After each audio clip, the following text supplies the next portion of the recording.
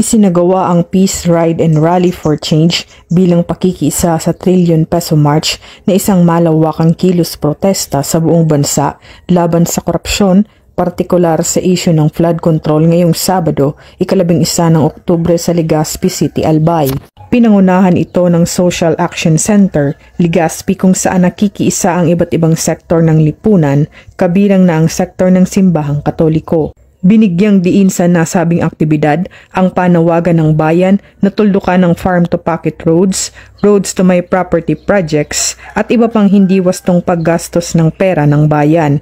Aniya, dapat napupunta ang pondo ng bayan sa tama tulad ng edukasyon, kalusugan, infrastruktura at iba pa na makabubuti sa mamamayan at hindi lamang ng iilan. Mula dito sa Legazpi City, Albay, ako ang inyong PNN correspondent, Patrolwoman Vanessa Sol, alagad ng batas, tagataguyod ng Balitang Pulis.